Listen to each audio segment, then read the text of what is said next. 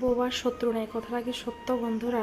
Actually ছোটোবেলা থেকেই বাবা কইতো যে বোবার শত্রু নেই, চুপচাপ থাকবি, যে যাই কোক সহ্য করে থাকবি। কিন্তু আমি তো এর মধ্যে না, কেউ যদি উড়াইয়া জুড়িয়া গায়ের মধ্যে পড়ে তখন আমি তো উত্তর দিতেই লাগবো, একদম মুক্তোর জবাবই কিন্তু আমি দিই। হ্যালো বন্ধুগণ, কেমন আছো সবাই? আশা করি সবাই ভালো আছো, সুস্থ আছো। আমার নতুন আরও একটি ভিডিওতে তোমাদের অনেক অনেক ওয়েলকাম। সকাল ঘড়িতে এখন 5:30টার উপরেই বাজে। ঘুম থেকে আজকে একদম ভোরবেলায় উঠা গেছি, কিলিকা জানি না, ঘুম থেকে উঠা আর কিন্তু ঘুমানোর একদমই ইচ্ছা করছে না। তো উঠা সেরা তোমার ফ্রেশ ট্রেশ হইয়া এরপরে দিয়া ফুল তুলিয়া নিলাম, এরপরে দিয়া আয়া পড়লাম আমাদের পুকুর পাড়ে। আর এই দেখো সূর্যটা কি ভালো লাগতেছে দেখতে। আর এদিকে আমি কিছুক্ষণ হাঁটাহাঁটি করলাম আমাদের পুকুর পাড়টাতেই, ঘাসের উপরে। আমার কিছুদিন ধরে শরীরটা তেমন একটা ভালো যাইতেছে না, যার কারণে একটু হাঁটাহাঁটি করতেছিলাম। তো বেশ কিছুক্ষণ হাঁটাহাঁটি করার পর এরপরে গেলাম বাড়িতে যাই, আর ঘরে ঢুকছি না। তো এখন ভাবছি উঠানটা পুরোটাই ঝাড় দিমু। আর পুরোটা উঠোনে কিন্তু আমি ঝাড় দিয়ে নিছি, আর সবটা তোমাদের সাথে আমার শেয়ার করা হয়েছে না। তো এখানে উঠোন বাড়ি ঝাড় দিয়ে হাত মুখ ধুইয়া ফ্রেশ হইয়া এরপরে গেলাম ঘরে। আর ঘরে যায় এখন ঘরটারে পুরোটা ক্লিন করে নিমু। সকালবেলা তো জানো সব কাজ যদি একসাথে করা হইয়া যায় মানে মনটাও ভালো লাগে, শরীরটাও ফ্রেশ লাগে।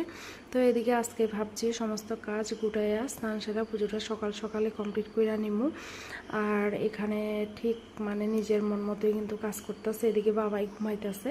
তো আমি যখন মানে চুপচাপ থাকে আর কি, ঘরে কেউ থাকে না বা ঘুমায়া থাকে, এমন অবস্থায় কিন্তু কাজ করতে ভালোই লাগে, আর কাজগুলি খুব তাড়াতাড়ি হয়। আর যদি মনে করো বাবাই উঠে গেছে, একবার বাবার কাছে যাইতে হয়, বাবাইরেও টাইম দিতে হয়, তো এমন করে কিন্তু অনেকটা টাইম নষ্ট হয়ে যায়। আর যদি তুমি সকালবেলা মানে না উঠো, কাজের তো 12টা বাজবই। আর আজকে যেহেতু আমি সকালবেলায় উঠে গেছি, কইতে পারো 5টা 5:30টার মধ্যে উঠে গেছি, তো এই লিগে কিন্তু আমার 11টার মধ্যে সমস্ত কাজ, স্নান, পুজো সব কমপ্লিট হয়ে গেছে। তো সকালবেলা উঠলে এই একটা সুবিধা, মানে কাজগুলি করতে একদমই গায়ে লাগে না। কিন্তু তুমি যদি একটু টাইমের বাইরে উঠো তখন কিন্তু তোমার কাজ করতে অনেকটাই সমস্যা হয়ে যায়, মানে কাজে আগাইতে চায় না, এমন একটা ব্যাপার। তো এদিকে কিন্তু আমার সমস্ত ঘরগুলি এক এক করে এখন ঝাড় দিয়া নিতেছে। আর এদিকে দেখো মশারি কিন্তু এখনও টাঙানো, বাবা এখনও ঘুমাইতেছে। আর আমার এত কাপড় চোপড় হয়েছে, ধোয়া কাপড় চোপড় প্রচুর পরিমাণে, সোফা তোমার খাটে।